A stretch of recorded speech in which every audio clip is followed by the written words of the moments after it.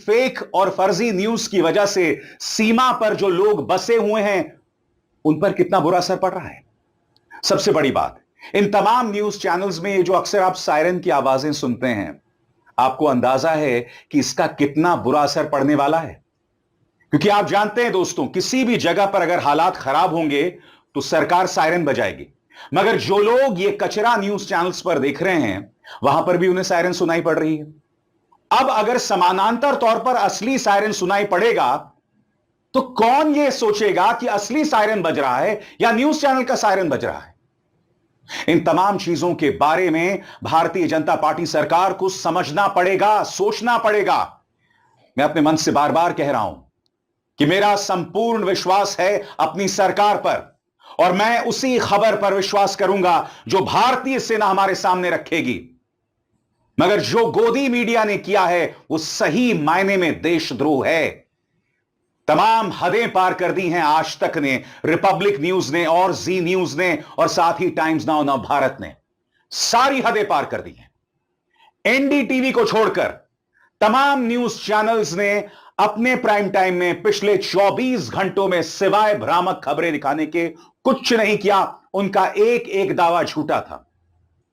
वो दावे क्या थे कुछ देर बाद, मगर अगर मैं फिर आपसे कह रहा हूं, मेरा विश्वास सिर्फ भारतीय सेना पर है। जो भारतीय सेना खबर देगी मेरा उस पर विश्वास है। मगर क्या वजह है कि गोदी मीडिया न्यूज चैनल्स ऐसी खबरें चला रही हैं जिससे देश की सुरक्षा तात्पर है। मैं आपके सामने दो मिसाल देना चाहता हूं। सबसे पहले आज तक देखिए, आज तक का रिपोर्टर क्या कह रहा है, इसे ध्यान से सुनिएगा। यह रिपोर्टर यह कह रहा है कि हमारे 2 विमान जो हैं वो छूट चुके हैं राजस्थान से और वो हमला करने वाले। मैं फिर आपसे सवाल पूछना चाहता हूं, यह कार्यक्रम अब से 12 घंटे पहले लाइव चल रहा था। आपको नहीं लगता कि पाकिस्तानी इस चैनल को देख रहे होंगे? बताइए। यहां पर एक news channel operational details leak कर रहा है। या तो जो बोल रहे हैं वो पूरी तरह से झूठ है, वो भी गलत है। यहां पर ऑपरेशनल डिटेल्स लीक किए जा रहे हैं। याद कीजिएगा, सूचना प्रसारण मंत्रालय ने बाकायदा एक दिशा निर्देश जारी किया था और उस दिशा निर्देश में कहा गया था कि किसी भी तरह का ऑपरेशनल डिटेल्स लाइव कवरेज में लीक ना किए जाएं। ये देखिए आज तक क्या कर रहा है। स्थान नहीं बताऊंगा आपको अंजना, राजस्थान से करीब 4 फाइटर रवाना कर दिए गए हैं पाकिस्तान पर हमले के लिए। तो अब जो पिछले 1 घंटे से नापाक कोशिश कर रहा था पाकिस्तान भारत पर हमले की, उसका जवाब देने के लिए यहां से हमारे जो विमान है वो निकल चुके हैं और वहां पर बम बरसा रहे हैं, ऐसा कहा जा रहा है। अभी फिलहाल मैं आपको दिखा नहीं सकता इस तरह के यहां पर। और बात वहां नहीं रुकती, दूसरी खबर देखिए। राजौरी में फिदाइन अटैक, यह आज तक कह रहा है। सुनिए खबर, सरासर झूठी खबर है। सेना ने कहा ऐसा कोई फिदाइन अटैक नहीं हुआ है। मैं ये खबर आपको क्यों दिखा रहा हूं? आपको अंदाजा है इस खबर के चलने के बाद लोगों में किस कदर पैनिक अटैक्स होंगे। जिन जगहों पर पापा की परी फिदाइन अटैक या सुसाइड अटैक की बात कर रही हैं, वहां पर कई ऐसे लोग रह रहे होंगे जिनके रिश्तेदार भारत के अलग अलग हिस्सों में होंगे। मैं आपसे एक सवाल पूछना चाहता हूं और इस शब्दावली के लिए मैं आपसे माफी मांगना चाहूंगा पहले से। अगर यह खबर सुनकर किसी के रिश्तेदार को दिल का दौरा पड़ जाए और उनकी मौत हो जाए, तो क्या ये पापा की परियां उसका जवाब देंगी?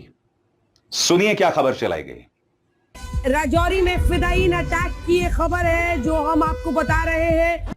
एक ब्रिगेड पर कश्मीर के इलाके में एक फिदाइन अटैक की भी खबर आ रही है, जो कि चिंताजनक है। लेकिन उन आतंकियों का सामना किया जा रहा है पाकिस्तान ने। दरअसल उसके पास अपने सैनिक, अपना हथियार, अपना असलहा तो कम ही है, लेकिन वो आतंकियों का इस्तेमाल करता है इस तरह की चीजों के लिए। भारत ने F-16 मार गिराया, भारत ने उनके ड्रोन्स मार गिराए, 2 कामिकाजी ड्रोन्स, एक उधमपुर में, एक अखनूर में उसने भारत ने मार गिराया है। उसके हमले को नाकाम किया है और अब हम पलट कर कह रहे हैं कि लो, इससे बचकर दिखा दो, इन मिसाइलों से बच सकते हो तो बचकर दिखा दो। हेवी आर्टिलरी फायरिंग अलग अलग इलाकों से हो रही है। भारत एक कमजोर देश नहीं है। ये रिप्रेजेंटेटिव वीडियो, ये प्रतीकात्मक तस्वीरें भारत के गुस्से। बहुत बड़ी खबर इस वक्त की हम आपको बता दें। और बात वहां नहीं रुकती दोस्तों। कंगना रनावत जो कि सांसद हैं, उन्होंने ये वीडियो चलाया जो आप स्क्रीन पर देख रहे हैं। ठीक है, यहां पर ये क्या कह रही हैं, मूड, ये इस वक्त मूड है, कंगना रनावत ऐसा कह रही हैं। इत्तेफाकन दोस्तों, इसी तस्वीर का इस्तेमाल एक पाकिस्तानी हैंडल ने किया था जिसका नाम है साबिर शाकिर, जो कि ARY न्यूज से जुड़े हुए हैं। यानी कि जिस तस्वीर और जिस वीडियो का इस्तेमाल ARY न्यूज का एक पत्रकार कर रहा था, वो एक सांसद भी कर रही हैं। ये क्या हो रहा है दोस्तों, आपको अंदाजा है? कई न्यूज चैनल्स ने यह तक चलाया कि भाई इस्लामाबाद पर कब्जा हो गया है, कराची पर प्रहार हुआ, सीमा पार कर गया है भारत। मैं आपको बतलाना चाहता हूं दोस्तों, जब कोल्ड वॉर चल रहा था, शीत युद्ध चल रहा था अमेरिका और रूस के बीच, उस वक्त कई झूठी खबरें इस तरह से चला दी जाती थीं और दुनिया कई बार खात्मे की कगार पर पहुंच जाता था। क्योंकि होता क्या था, जब ऐसी खबरें चलती थीं